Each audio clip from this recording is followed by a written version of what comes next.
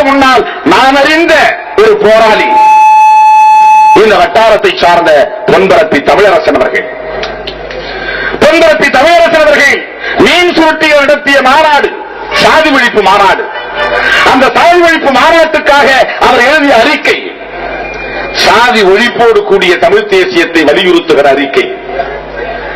சாதியின் தோற்றமும் சாதியின் வளர்ச்சியும் சாதிக்கான பின்னணியும் எத்தகையது, அதை ஒழிக்காமல் அதை வேறொருக்காமல் தமிழ் தேசிய எழுச்சியை காண முடியாது. இந்த கருத்தை சொன்ன பொன்பரப்பி தமிழரசன் ஒரு தாழ்த்தப்பட்ட சமூகத்தை சார்ந்தவர் அல்ல, பறையர் குடியில் பிறந்தவர் அல்ல, அவர் கூட வடையாட்சி குடியில் பிறந்தவர் தான், ஒரு வன்னியர் சமுதாயத்தை சார்ந்தவர் தான். ஆனால் அவருடைய அரசியல் என்னவாக இருந்தது, அவருடைய கருத்து என்னவாக இருந்தது, அவர் ஏற்றுக்கொண்ட கொள்கை என்னவாக இருந்தது? சாதி ஒழிப்பை முன்னிறுத்துகிற அரசியலாக இருந்தது, துணிந்து சொல்லுகிற புரட்சிகர கருத்தாக இருந்தது. பறையர்களின் இல்லங்களில் போய் தங்கியிருந்து மாட்டுக்கறி தின்று அரசியலை பரப்பியவர் தோழர் தமிழரசன் அவர்கள். தோழர் தமிழரசனுடன் இருந்த அத்தனை தோழர்களுக்கும் தஞ்சம் கிடைத்த இடம். நான் வெளிப்படையாக சொல்லுகிறேன், வன்னியர்களின் வீடுகள் கூட அல்ல, பறையர்களின் குடிசைகள் தான் பெரும்பாலும் அவர்கள் தங்கியிருந்த இடம். தமிழரசனுக்கு உணவு கொடுத்த தாய்மார்கள் படையாட்சியை சார்ந்த தாய்மார்கள் என்பதை விட பறைச்சிகள் தான் அதிகமாக அவருக்கு உணவிட்டிருக்கிறார்கள், அவரை பாதுகாத்திருக்கிறார்கள். இதை யாராலும் மறுத்துவிட முடியாது, யாராலும் மறுத்துவிட முடியாது. ஏனென்றால் அவர் இந்த சமூகத்தை நேசித்தார். இந்த சமூகத்தை நேசித்ததற்கு காரணம் பரிதாபத்தின் அடிப்படையில் அல்ல, இந்த மக்களின் மீது ஆண்டாண்டு காலமாக திணிக்கப்பட்டிருக்கிற இந்த அடக்குமுறையையும் சுரண்டலையும் ஒழிக்க வேண்டும் என்கிற கோட்பாட்டின் மீது கொண்டிருக்கிற பற்றுதல். அந்த பற்றுதலின் அடிப்படையில் தான் தோழர்களே இந்த சமூகத்தின் மீது அவர் அக்கறை காட்டினார்.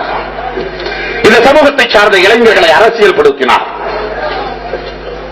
அவரை பார்த்ததாக எனக்கு நினைவில்லை. ஆனால் அவர் அடித்துக் கொல்லப்பட்டார் என்கிற செய்தியை கேட்டு துடிதுடித்து போன ஆயிரக்கணக்கான இளைஞர்கள் நானும் ஒருவர். சட்டக்கல்லூரி மாணவனாக இருந்தேன். பொதுமக்கள் அடித்துக் கொண்டதாக சொன்னார்கள். சாதாரணமான எந்த பார்வையும் இல்லாத ஒரு கல்லூரி மாணவனாக இருந்த காரணத்தால் அது உண்மை என்று நம்பியவன் நான். பின்னர் நான் விசாரித்த போது தெரிந்தது, சாதாரண மக்களுடைய வந்து காவல்துறையினர் தான் கல்லால் அடித்து படுகொலை செய்தார்கள் என்கிற செய்தியை. தோழர் தமிழரசன் கையிலே AK-47 துப்பாக்கி இருக்கிறது. அவரோடு போன தோழர்கள் பொன்பரப்பிலே வங்கி ஒன்றிலே உள்ளே வைந்து பணத்தை எடுப்பதற்காக அவர்கள் முயற்சித்த போது சுற்றி வளைக்கப்பட்டு தாக்குதலுக்கு ஆளாகி கொண்டிருந்த நேரம், பணம் கொள்ளையடிப்பதுதான் அவர்கள் நோக்கமாக இருந்திருந்தால், தன்னுடைய உயிரை பாதுகாப்பதுதான் அவருடைய அடுத்த கடமையாக இருந்திருந்தால், அந்த துப்பாக்கியை பயன்படுத்தி மக்கள் மீது துப்பாக்கி சூடு நடத்திவிட்டு தப்பித்து ஓடி இருக்க முடியும். கையிலே துப்பாக்கி வைத்துக் கொண்டு மக்களை தாக்காமல், மக்களே நாங்கள் வேறு யாரும் அல்ல, நான் தான் தமிழரசன், என்னுடைய தோழர்கள் தான் இவர்கள், நாங்கள் இங்கே வந்தது இந்த பணத்தை கொள்ளையடிப்பது என்பது எங்களுடைய நோக்கம் எது என்றால், பணத்தை கொள்ளையடிப்பதற்கான நோக்கம் என்னவென்றால், கர்நாடகத்துக்காரன் நமக்கு வர வேண்டிய நீரை அணை போட்டு தடுத்துக் கொண்டிருக்கிறான். அவன் தடுத்துக் கொண்டிருக்கிற அந்த ராஜசாகர் அணையை வெடிவைத்து தகர்ப்பதற்காக படை கட்ட வேண்டும், அவருக்கு பணம் வேண்டும். அதற்காகத்தான் இந்த பணத்தை எடுக்க நாங்கள் வந்தோம். இந்த பணத்தை நாங்கள் எடுத்துவிட்டால் அரசாங்கம் உங்களுக்கு பணத்துக்கு பதில் பணம் கொடுத்துவிடும், உங்களுக்கு நட்டம் இருக்காது, அரசுக்குத்தான் நட்டம் இருக்கும். எனவே எங்களை தாக்காதீர்கள் என்று அவன் கேட்டுக்கொண்டான். துப்பாக்கியால் சுட வேண்டும் என்று அவன் நினைக்கவில்லை.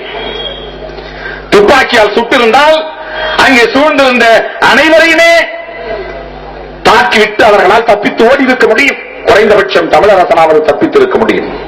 ஆனால் அந்த இடத்திலே காளிங்கராயநல்லூர் சேரியை சார்ந்த பழனிவேல் உட்பட அந்த பறையர்